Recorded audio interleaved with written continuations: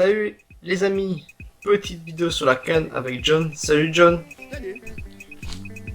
Alors John, Salut. qu'est-ce que tu attends de cette CAN 2017? Mais j'espère que cette CAN soit beaucoup plus relevée que la précédente. La précédente était vraiment d'un niveau très bas. Il y a beaucoup de 0-0 et il n'y a que 68 buts marqués dans toute la compétition. On n'avait jamais vu une CAN avec un niveau aussi bas, avec si peu de buts marqués. Et j'espère que cette CAN sera beaucoup plus relevée que la précédente et beaucoup plus spectaculaire. Parce que la CAN précédente, j'ai vu des équipes plus prudentes que des équipes joueuses. Et j'espère que cette année-ci, en 2017, les équipes seront beaucoup plus joueuses qu'à la CAN 2015, à la CAN 2017. C'est mes espérances. J'espère voir un niveau beaucoup plus relevé. En général, c'est quoi le niveau de la CAN? En général, actuellement, de ce que je vois, c'est plus un niveau moyen. C'est pas toujours un niveau très relevé parce que les équipes sont très prudentes et ça joue beaucoup de matchs nuls. Et c'est plus aussi un niveau d'intensité physique. C'est jamais un niveau tactique. C'est plus physique. Et ça manque parfois d'organisation dans le jeu, quoi. Enfin voilà. J'espère voir un niveau beaucoup plus tactique.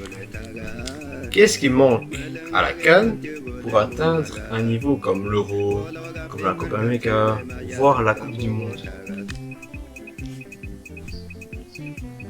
Mais ce qui manque, c'est l'organisation tactique et la rigueur. C'est la rigueur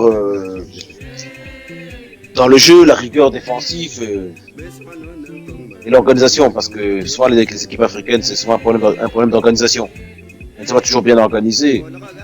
Quand on voit les équipes européennes, c'est très bien organisé. Tactiquement, c'est très bien en place. Mais souvent, avec les équipes africaines, ça manque d'organisation, ça manque de rigueur tactique. Et tactiquement, il faut vraiment beaucoup travailler. Parce que ce niveau-là, c'est pas toujours bien organisé. Ça, c'est mon point de vue personnel. Est-ce que dans certains pays qui possèdent un entraîneur étranger comme l'Algérie, le Maroc, le Cameroun, est-ce que c'est plus un avantage ou un inconvénient, sachant qu'ils n'ont pas tous une connaissance du football africain et donc des fois ils viennent un peu à l'inconnu à la CAN? Mais sincèrement, je pense que c'est plus un inconvénient qu'un avantage parce que c'est souvent des entraîneurs qui ont échoué en Europe, qui n'ont pas réussi grand-chose, qui n'ont jamais entraîné de clubs en Europe ou de grands clubs qui ne sont pas réputés comme des grands entraîneurs. Alors ils vont un peu en Afrique pour tenter un peu la dernière chance. Ils viennent un peu en dernière chance et ils ne connaissent pas bien la culture des pays africains. Donc la communication ne passe pas toujours bien. Et c'est plus compliqué pour les pays africains qui prennent ce genre d'entraîneur. On voit que les équipes africaines ne progressent pas forcément avec ce genre d'entraîneur. C'est compliqué. Quand on prend l'exemple de la République démocratique du Congo, la République démocratique du Congo possède un entraîneur local. On voit comment un entraîneur monte en puissance en Afrique. Parce que là, la communication passe bien. Et Florent Bengue, par exemple, il connaît bien la mentalité des joueurs congolais. On prend aussi exemple sur l'Égypte. Dans le passé, l'Égypte avait un entraîneur égyptien. Ils ont gagné 3 fois d'affilée la CAN. La CAN 2006, 2008 et 2010. C'est pour montrer que les entraîneurs locaux, ça aide beaucoup. On prend aussi exemple sur le Nigeria. La CAN 2013, le Nigeria avait un entraîneur local qui est Stéphane Keshi, qui est un très bon entraîneur, qui est décédé aujourd'hui.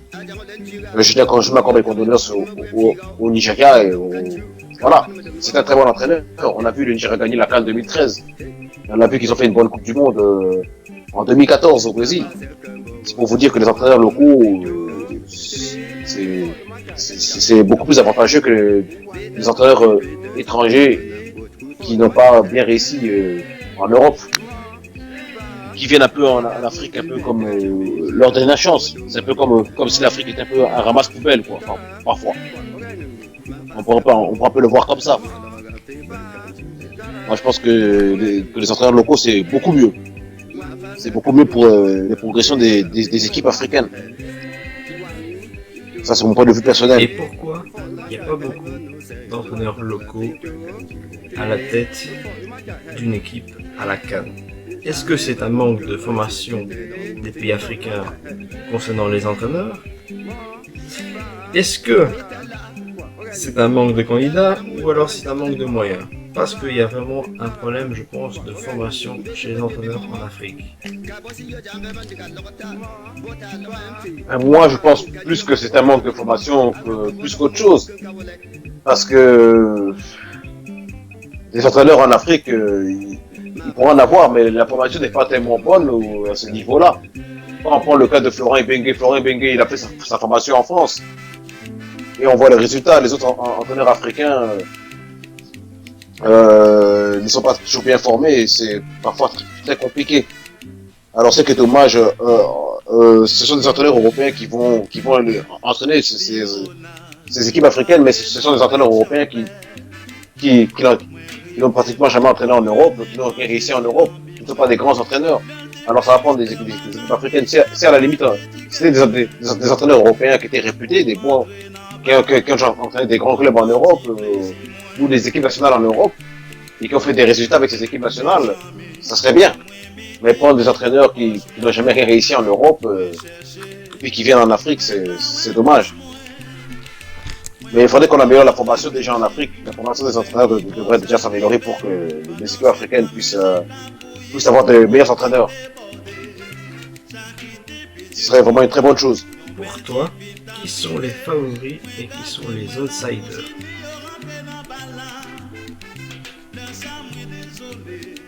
Pour moi, les favoris de la CAN 2017 sont pour moi la Côte d'Ivoire, le Ghana et l'Algérie. Pourquoi la Côte d'Ivoire? Parce que la Côte d'Ivoire est tenante du titre et ils ont des très bonnes individualités. Le Ghana, ils sont vice-champions d'Afrique et ils ont aussi de très bonnes individualités. L'Algérie a des joueurs talentueux comme El Arabi Soudani, comme Islam Slimani, comme Fawzi Goulam, comme Safir Taider. Ils ont beaucoup de joueurs talentueux aussi qui évoluent dans des grands clubs européens, au Portugal, en Angleterre. Riyad Mahrez aussi, c'est aussi un très bon joueur. Et pour moi, les outsiders, c'est le Cameroun, la République démocratique du Congo et le Mali. Pourquoi le Cameroun? Parce que le Cameroun a aussi des joueurs qui sont talentueux et ils ont aussi ils sont pratiquement à domicile aussi. Ils sont voisins du Gabon. La République démocratique du Congo, parce que la République démocratique du Congo est en train de monter en puissance en Afrique. Depuis un certain temps, ça monte en puissance et les joueurs sont déterminés à remporter un troisième titre du côté de la République démocratique du Congo. Et il y a beaucoup de joueurs congolais qui jouent dans des grands clubs. Et la communication passe très bien entre l'équipe nationale congolaise et leur entraîneur Florent Ibenge. Et le Mali, pourquoi le Mali? Parce que le Mali a une équipe de jeunes qui est très talentueuse, qui est en train de monter aussi en puissance en Afrique. On a vu que au dernier championnat d'Afrique des Nations au Rwanda, ils étaient en finale contre la République démocratique du Congo. Ils avaient une équipe très solide. On a vu la Coupe du Monde des jeunes. Ils sont allés en finale contre le Nigeria. C'est une équipe qui est en train d'évoluer aussi sur le continent africain. Donc je pense que c'est une équipe qu'il faudra surveiller. Et enfin voilà. Le Maroc est aussi une équipe aussi qui retrouve son football en Afrique. Le Maroc, pourquoi? Ils sont très très très talentueux aussi. Ils ont des bons joueurs comme Amrabat. Et je pense que ce sera aussi une équipe à surveiller. Maintenant, les équipes maghrébines, on sait qu'elles ont parfois du mal à jouer en Afrique noire. Elles sont beaucoup plus fortes quand elles sont chez elles, au Maghreb. Le Maroc, depuis la CAN 2004, ils n'ont plus passé le premier tour à aucune Coupe d'Afrique. Il faut remonter à la CAN 2004 pour les revoir en finale d'une compétition ou les revoir passer le premier tour. Depuis la CAN 2004, ils n'ont plus passé le premier tour. À chaque Coupe d'Afrique, ils sont éliminés au premier tour. Donc on sent que le Maroc ils ont un gros problème dans les pays d'Afrique noire. Ils n'arrivent pas à développer leur jeu. Je ne sais pas si c'est un problème de climat ou quoi. Mais voilà, à chaque Coupe d'Afrique, ils passent plus pour mes tours depuis la CAN 2004. Donc c'est là où je dis que je sais pas si le Maroc peut être vraiment un outsider. La RDC par contre elle est pratiquement à domicile tout comme le Cameroun. Donc je me dis ce sont des outsiders qui vont être très dangereux. Le Gabon ils sont aussi à domicile donc il faudra faire attention. Ils ont un joueur talentueux comme Aubameyang qui est très très fort, qui est explosé en Bundesliga. Et donc il faudra aussi faire attention à Aubameyang qui est un joueur très, très talentueux, très fort. Enfin voilà. Le Mali, il y a un joueur qui s'appelle Yatabaré. Il faudra faire très attention à Yatabaré, c'est un très très bon joueur. Il est excellent. Et ils sont des joueurs aussi talentueux qui sont pas mal. Voilà. Et dans l'équipe de RDC, il y a aussi des joueurs comme Yannick Bolassi et Cédric Bakambu. Ils sont exceptionnels. Enfin, voilà. Je reviens un peu sur le Maroc. Mais attention, le Maroc cette année possède Hervé Renard. Il a gagné la CAN avec la Zambie et avec la Côte d'Ivoire. Est-ce qu'il peut retenter le coup avec le Maroc? Est-ce qu'il peut faire gagner la CAN au Maroc? Mais comme je l'ai dit, le Maroc a du mal à s'adapter à l'Afrique subsaharienne. Le Maroc, c'est un des super joueurs, mais ils ont beaucoup de mal à faire le jeu en Afrique subsaharienne. Je pense que ils vont peut-être passer pour mes tours, mais gagner la CAN, je ne sais pas si ils pourront gagner la CAN. Si c'était au Maghreb, je dirais oui, le Maroc a toutes ses chances de l'emporter. Mais en Afrique subsaharienne, le Maroc a toujours du mal à faire le jeu. Et ça fait comme depuis beaucoup d'années quand même. Depuis la CAN 2004, ils n'ont plus fait grand chose, même avec des bons entraîneurs. Ils n'ont plus fait grand chose. Donc sincèrement, je ne suis pas sûr qu'ils pourraient gagner la CAN. Je ne vois pas le Maroc, par exemple, l'équipe du Maroc battre l'équipe de République démocratique du Congo. Je ne vois pas l'équipe du Maroc battre l'équipe du Cameroun.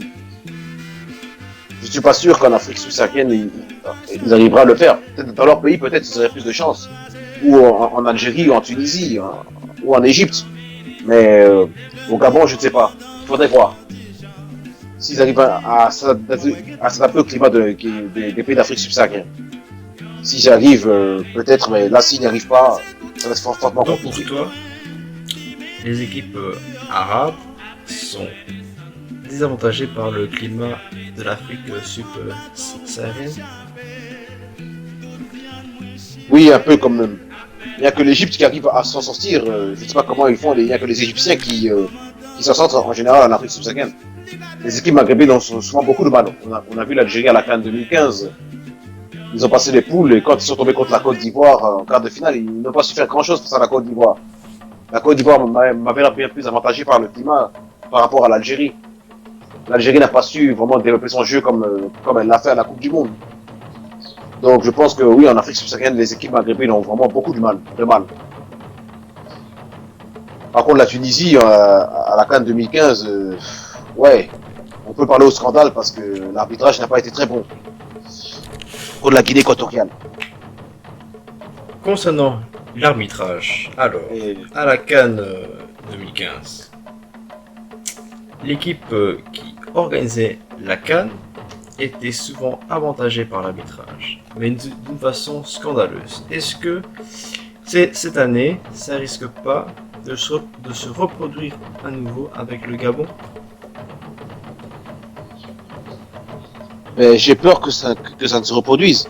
Parce que souvent les pays organisateurs, on doit les faire amener en demi-finale pour des raisons économiques du pays. Souvent c'est souvent comme ça. J'ai peur que ça ne se reproduise et j'espère de tout cœur que les vrais vainqueurs vont passer et qu'il n'y aura pas d'avantage sur l'équipe du Gabon, sur le pays organisateur. J'espère que les vrais vainqueurs passeront. Mais j'ai peur que ça se reproduise. Et donc les équipes qui affronteront le pays organisateur devront être vigilantes et ne pas compter sur l'arbitrage. Voilà. Alors, pour finir, pour toi, qui va gagner la CAN 2017? Ben, sincèrement, pour moi, quand je vois la, la progression de la RDC, de la République démocratique du Congo, cette progression, quand je vois comment ils ont évolué en peu de temps, je pense que la République démocratique du Congo est plus un outsider favori cette année-ci. Parce que quand on regarde la CAN 2015, personne ne voyait la RDC passer. La RDC était dans le pot 4. Les Congolais étaient dans le pot 4, personne ne les voyait passer. Ils ont passé les poules et ils sont arrivés en demi-finale avec une équipe moyenne. Ils ont menacé la Côte d'Ivoire. Ils ont perdu face à la Côte d'Ivoire sur 2 erreurs individuelles. Mais autrement, en dehors de ça, c'est l'équipe qui a le plus menacé la Côte d'Ivoire à cette CAN. En dehors de ses propres erreurs individuelles, elle a le plus menacé la Côte d'Ivoire. Et donc, je me dis que cette équipe de RDC, qui a réussi à menacer la Côte d'Ivoire à son meilleur niveau, à un niveau moyen, je pense que maintenant, avec les joueurs qu'ils ont, avec la montée en puissance sur le continent africain et la victoire du Chan au Rwanda, va certainement la motiver à gagner cette CAN 2017. Et je pense que cette équipe de RDC peut l'emporter. C'est plus un outsider favori qui pourrait créer l'exploit à cette CAN, qui pourrait battre tous les favoris, qui pourrait surprendre tous les favoris africains. Et je dirais à mes amis du Maghreb, mes amis algériens et marocains, de faire très attention à cette équipe de République démocratique du Congo, qui a une équipe, qui a des joueurs intrinsèques comme Yannick et Bolassi, comme Cédric Bakambou, comme Eskelno, comme Jordan Botaka, qui est un joueur qui s'est effacé 2 hommes avec des longs ballons, avec sa vitesse de pointe et sa précision et sa qualité de frappe. Ce sont des joueurs exceptionnels qui auront leur mot à dire à cette CAN et qui sont motivés à remporter ce 3e titre. Et je pense qu'à cette CAN, ils ne feront pas de cadeau. Ils sont aussi un peu comme à domicile parce que c'est en Afrique centrale et ils vont être avantagés par le climat. Il y aura beaucoup de Congolais qui vont faire le déplacement au Gabon, à Libreville, et je pense qu'ils seront motivés à remporter cette CAN. Ils ont beaucoup de joueurs de qualité. Donc vraiment, pour moi, je vois plus la République démocratique du Congo remporter cette CAN. Je pense que c'est possible. Je pense qu'ils vont créer la surprise à cette CAN. Ils peuvent créer la surprise. Et qui peuvent faire mal aux équipes du Maghreb, qui peuvent faire mal au Maroc, à l'Algérie, à la Tunisie. Et à l'Égypte. L'Égypte, ils sont forts, mais ils sont plus aussi forts qu'ils étaient en 2010. Il faut encore retour après 7 ans d'absence, je pense. La dernière fois qu'ils ont été à la CAN, l'Égypte, c'est en 2010. Donc il faut encore retour après 7 ans d'absence. Voilà.